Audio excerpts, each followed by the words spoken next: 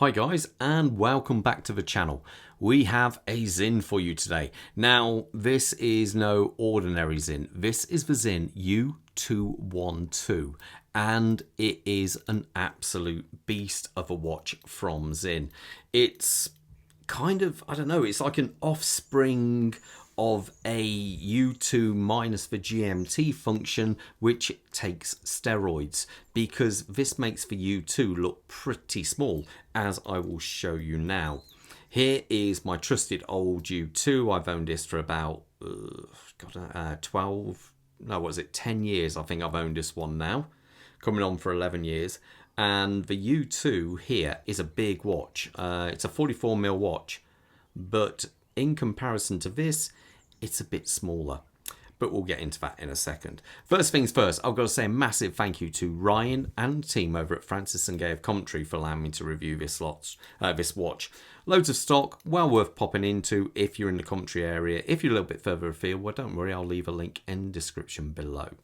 So anyway, sizes, 47mm. Oh yeah, it's a beast. By thickness of 14.5mm, a lug-to-lug of 53mm, and get ready for it, a bracelet size of 24mm. That's the normal U2, and you can see how much bigger it actually is. It really is a beast. Like, even when it comes to the crown, it's a 9mm crown. It's great to manipulate. But anyway, I digress. Let's look at that dial. The dial itself is classic Sinn U series. It's basically got the hands of the U2 going on here. You have a kind of, what would you call it? Not quite, almost like a matte black finish to the dial there, with the printed on hour and minute track going around there. There is a decent amount of loom on this watch, I think. It's not too bad. The sword hands have loom too. Now, it's got a couple of little things on it. Obviously, we have the date down here. We have minimal textures with Sinn and their mission timer going on there. And 1,000 meters, so 1 kilometer of water resistance. U212 made in Germany. Now, what this little symbol here means, AR, doesn't mean anything about the anti-reflective coating, which it does have. It's all to do with their dehumidifying system, and it's part of this here. Now, these are copper sulfite crystals. I know that in the U2, I believe there's 3 of them. I can only presume there is more of them in here, and what that does, it absorbs any moisture. What can happen on the watch is when you go from a cold situation into a warm or vice versa, it can fog up underneath the dial. Now, I know people say that never happens, but this only happened to my friend just over about 2 weeks ago. He brought a night watch, I believe you call them, with the tritium tubes. He went diving in a indoor pool, I believe it was, and when he came out, the crystal was all fogged up. It looked terrible. Now, that shouldn't happen on this, because for one, there's no oxygen within the watch. They're using inert gas. They then have to use improved seals, because that gas is thinner than air, and they put these copper sulfite crystals in there. So in theory, you shouldn't get that. Obviously, we've got the date window going on there. And as we come past that, we have a flat sapphire crystal with AR coating. Now, on this, the bezel, let's have a look. As you can see, it's got the classic kind of design from the rest of the U series of watches. It is tagmented, so what that means is it's a lot harder to scratch. This one, being this colour, will be about 1200 Vickers. There was a video on my channel where you can see Ryan attacking a brick wall with one of these bezels, and the brick wall came off worse. Now, the action, there's backplay to it, but it is nice and smooth. Very reminiscent of U1, U2 style bezels on there. Does have the captive system here. So basically, there's a ring which is attached. What this is attached to is a raised up section coming off from the case, and it locks onto that ring, which means you don't have it makes it much more elegant to actually take off, and less chance of you ever knocking it off. Now, as we come past that, we have this absolute beast of a case. It really is a big old chunky case. It's I believe it's German Submarine Steel. It has been bead blasted, which also, first of all, the steel they use is heavily sort of like impervious to salt water. The bead blasting actually gives it more of a work hardened surface, making it even stronger. Now, as I say, the crown is absolutely superb. Being based down at this kind of 430 position, or just gone 4, it means it doesn't press into the back of your wrist. And being that it's got a large crown on there, this is extra kind of handy. They've machined a small section out of there, so it sits nice and flat. And as you can see, screws in quite far. As you can see there, plenty of thread.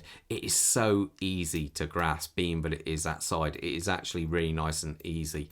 One thing I should point out, they actually fit the D3 system to this. Now, the D3 system, I've only ever really seen it on the crown pushers, and what that means is you can press their chronos underwater and you won't have a problem. This has got that fitted, so I dare say even if your crown isn't 100% fully secured, that should still keep it water resistant. One of the other bits of tech it has on this is the oils it uses. So in the back of this is a Sleet SW300 top grade movement. So you're talking, well, I put it on a time graph and it was running, I think it was 2.5, 3 seconds approximately. And it's got a 56-hour power reserve on there, 25 joules. But the oil they use is designed to operate, to keep good timekeeping between temperatures of minus 45 degrees C all the way up to 80. And that's one of the other bits of tech that Sinn like to use. Now, the bracelet, I've still left the plastic on this to be fair, but this is the standard H-link bracelet, which is very, I really like this bracelet myself. It's got the Allen keys or hex keys, however you wish to call them, fittings on there, and you get a little bottle of Ar-Dehumidifying, which you can then secure them in with, which means they shouldn't come free. The clasp is the traditional fold-over clasp, and there you go, like that. I know Sinn have just introduced their new adjustable clasp, but it's longer and thicker than this one. I personally think this one is still a great clasp. Now, one thing I should mention, a gentleman in America was asking, I think it was, what is the diameter of these bracelets? What kind of arm size can you fit on there? I've measured it with the position in the middle there on the micro adjust, so it gives you kind of a little bit of leeway either way, to be about 8 inches. So you should be covered up to that size. One thing I should point out on this, you do have the dive link extension going on there. So overall, all nice. Let me show you on my wrist so you get an idea how it looks. So quick zoom out. I'm also wearing another Sinn U series watch. This is the UX. Believe it or not, that's a 12-kilometer water resistant watch. And Bob always has to try his hardest, doesn't he? The Tudor. Oh, wow, very, very cool watch. It's a bit different to most Tudors in that it looks like it's a love child of a Tudor and a Seiko. So anyway, this one, my wrist size is 7.25 inches. So you may think this may look absolutely hideously big, but to be fair, don't get me wrong, it's a big watch. It doesn't look actually that bad at all. And I think because it's got the extra large 24mm bracelet on there, it kind of works. It doesn't look kind of oversized, but I'll place it against the the UX as well, and you get an idea. You can see it's definitely a lot bigger. And these are the two bracelets. You can see there how much bigger this one on here is. So it's a big, it's a big watch, but it kind of works. Yeah, there you go. Anyway, I'm going to leave to it, guys. So you've got it. Most importantly, stay safe out there. All the best. Take care. Bye.